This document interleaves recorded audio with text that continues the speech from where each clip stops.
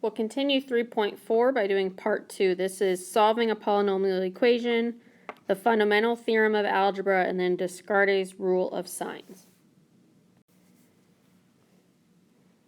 Okay, so we're going to go ahead and solve this. We did some similar on the last part 1.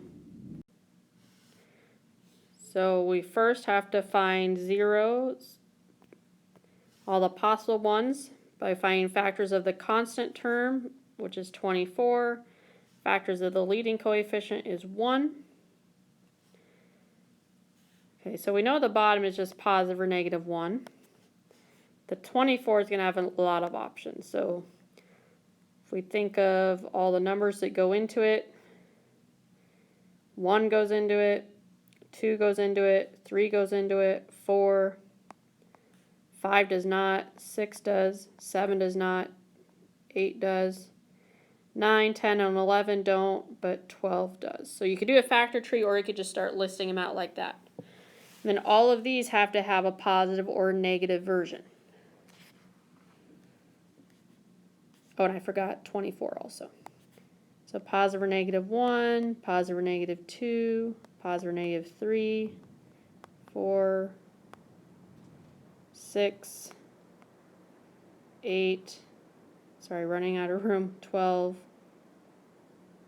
24.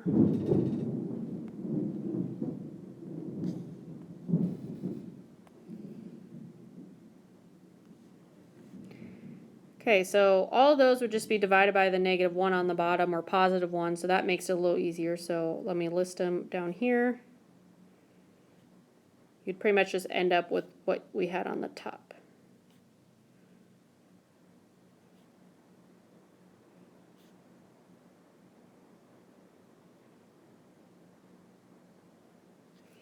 Okay, we will use graphing and synthetic division on this.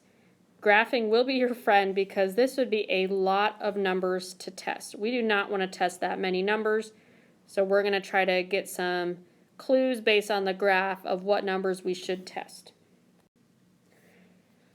So I use Desmos for this, desmos.com, or if you have a graphing calculator, you could use that to find one of the roots to have a starting point. Now, graphing will not reveal any imaginary roots, so we're going to know here that 2 for sure is one of the possible roots because that's where it touches the x-axis. And we can prove this with synthetic division, and then we're going to be using that to help us find our next roots.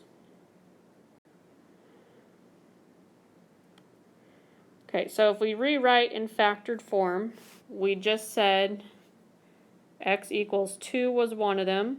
So that means we would have had an x minus 2. And I'm going to use synthetic division to find the other one, the other factor. So I'm trying to take 2 into, there'd be a 1, negative 6, negative 8, positive 24. And sorry, it is thundering outside. It's a pretty big storm coming through. Okay, 2 times 1 is 2. Add that to get negative. Oh, I made a mistake here. Hold on. There's no cube term, is there? I forgot. I need a 0x to the third. Let me insert that here. A 0. So that means my 2 needs to be shifted over to here. So 0 plus 2 is 2. 2 times 2 is 4. Negative 6 plus 4 is negative 2. 2 times negative 2 is negative 4. Add that to get negative 12. 2 times negative 12 is negative 24. And that proves that I get a remainder of 0. That's why 2 is a 0 of the function. So if we write this, we'd have our highest term was x to the 4, so this would be x to the third plus 2x squared minus 2x minus 12. So that is our other factor. So So let me move this down so we can write it all together. We'd have x minus 2 as one of them. We just said the other one was this.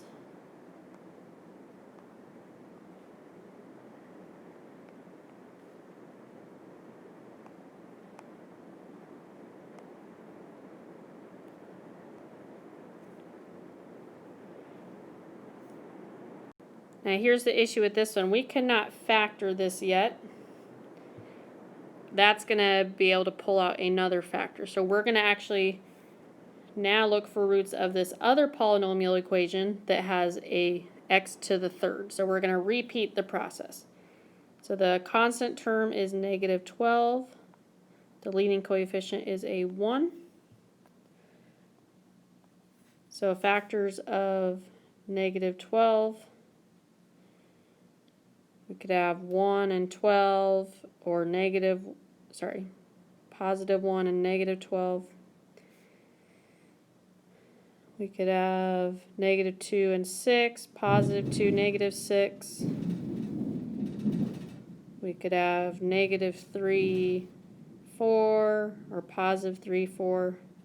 So we have a positive or negative 1, positive or negative 2, positive or negative 3, positive negative 4, positive negative 6. And the bottom is just positive or negative 1. So if we divide all those out, since it's just a 1 on the bottom, that makes it easier for us. We'd have possible zeros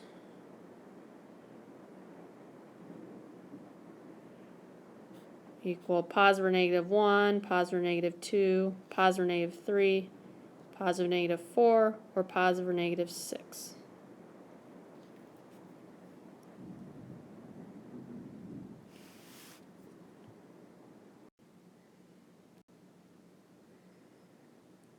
Okay, so next we would use synthetic division to test the possible rational zeros. You could graph what we just had, which was x to the third plus 2x squared minus 2x minus 12.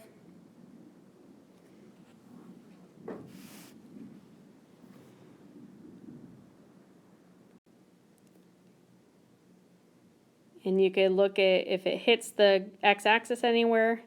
I'm going to go ahead and tell you that positive 1 and negative 1 do not end up giving a zero remainder.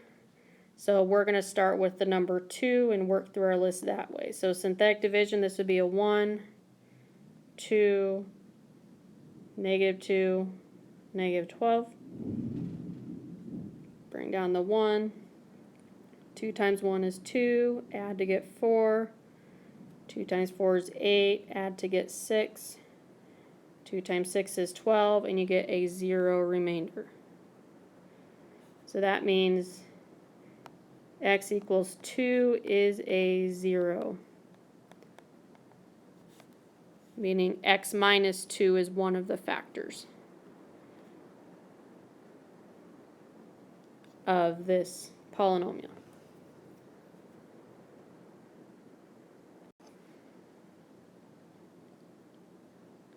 Okay, so let's go ahead and write this in factored form. So we already had an x minus 2 earlier, and we ended up with x to the third plus 2x squared minus 2x minus 12 a couple slides ago.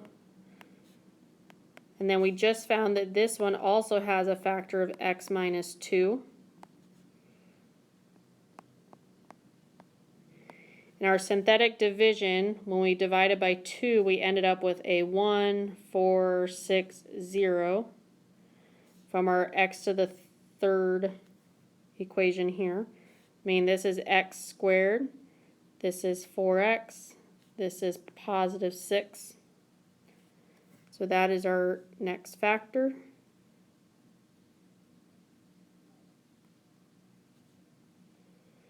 Okay, so we know x equals 2 is one solution. It just shows up twice here. So we're going to use the quadratic formula to find the solutions for this one here. Because it is not going to be able to be factored. There's nothing that multiplies to 6 that's going to add to 4. Okay, so we're trying to find what x's make this equal 0. So here's our A is 1, B, C. Our quadratic formula is negative b plus or minus the square root of b squared minus 4ac all over 2a. That'd be negative 4 plus or minus 4 squared minus 4 times 1 times 6 all over 2 times 1. So that gets us down to negative 4 plus or minus 16 minus 4 times 6 is 24 all over 2. So we get negative 4 plus or minus the square root of negative 8 over 2. Okay, so let's go ahead and try to figure out this negative 8 here. Square root of negative 8. How can we rewrite that as a simplified radical? So we know within that we have a perfect square root of 4. But then we'd be left with negative 2. 4 times negative 2 gives you the negative 8. So this can be rewritten as just 2. Now this one, if you remember what you've learned about imaginary numbers in past math classes, the square root of negative 1 gives you the imaginary number. An I is what we're going to put. Then we'd have square root of 2 left. So you can't leave negatives under the radical sign. So if I rewrite all of this together, what we have left, I'd have negative 4 plus or minus. I have 2i not under a radical. Then I have a square root of 2 under the radical. And I still have this 2 on the bottom. And now we're going to be able to reduce this down to negative 2 plus or minus. I can reduce this down to 1. So you don't really need the 1. I'll just leave it off. So 1i times the square root of 2. So x could equal negative 2 plus I square root of 2. Or negative 2 minus I square root of 2. So this is an imaginary root. And then our other one was x equals 2 was our other root. So there are 3 possible zeros for this problem. Because the plus or minus that'd be 2 different answers.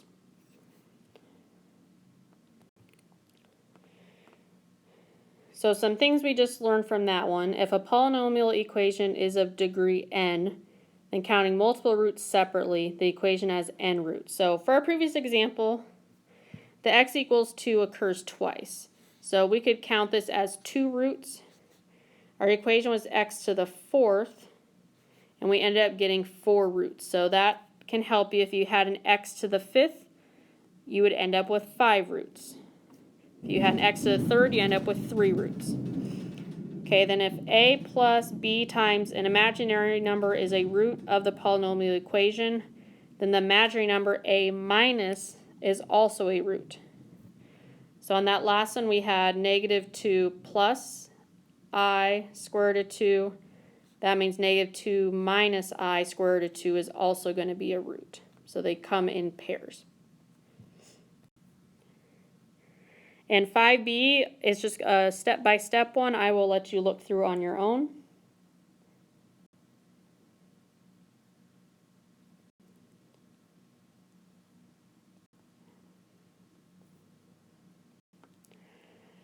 The final answer you get, you end up with 4 different roots.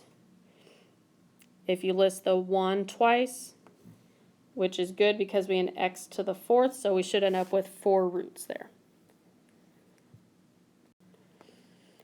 Okay, next we'll talk about the fundamental theorem of algebra. So if f of x is a polynomial of degree n, and n is greater than or equal to 1, then the equation f of x equals 0 has at least one complex root.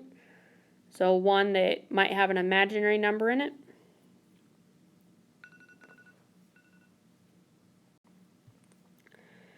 Okay, and then the linear factorization theorem. This will make more sense as we do some examples. So I'm going to just have this here for a resource so you can come back to after we do some examples.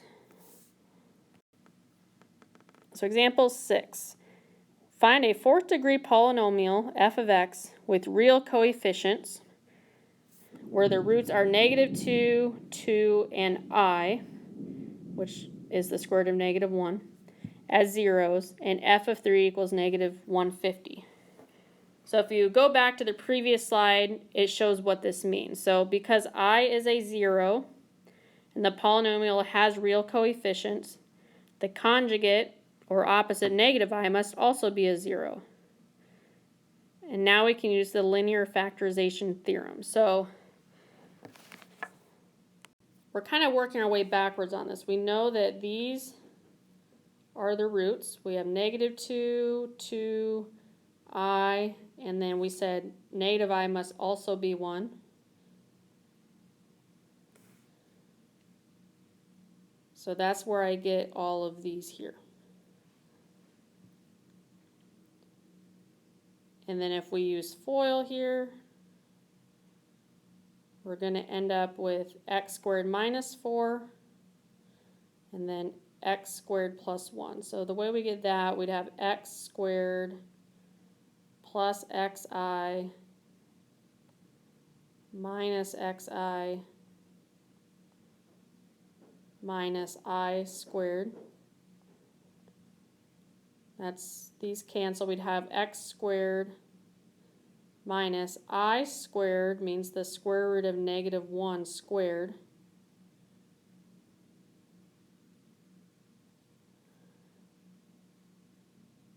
So if you square that, you'd end up with just -1. So you'd have x squared minus a -1, which is where they get x squared plus 1. So if you're wondering where they got that, that's where they got this piece here.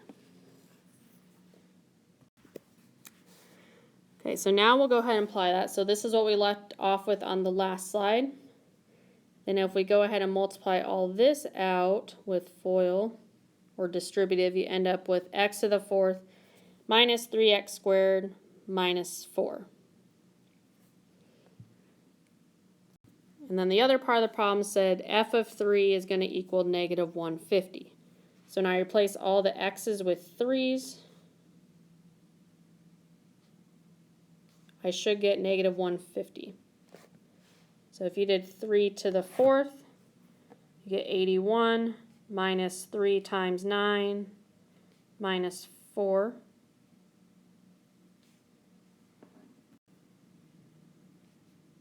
Times a sub n should equal -150.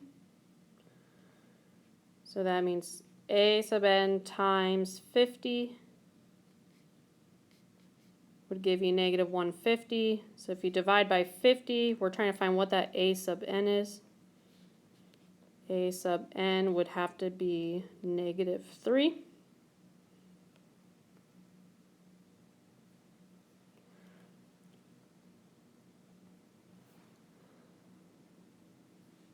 So then if we plug that in right here,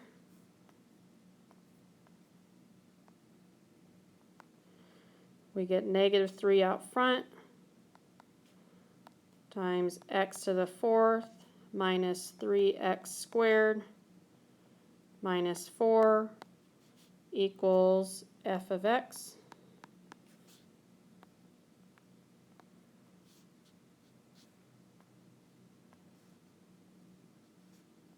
We multiply that out, we get -3x to the 4th plus 9x squared plus 12 equals f of x. So if you remember on the last slide, our goal was to find a fourth degree polynomial that would have coefficients of -2, 2, and I, and f of 3 is -150. So we actually work backwards to find what the original fourth degree polynomial function would be.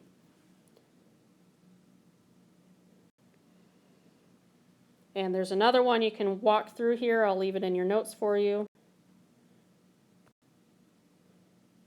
The last thing we talk about is Descartes' rule of signs.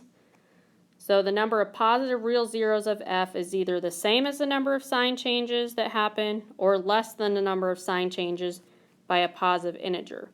If f of x has only one variation in sign, then f has exactly 1, 0. And then the number of negative real zeros of f is either the same as the number of sign changes in f of negative x or less than the number of sign changes in f of negative x by a positive integer.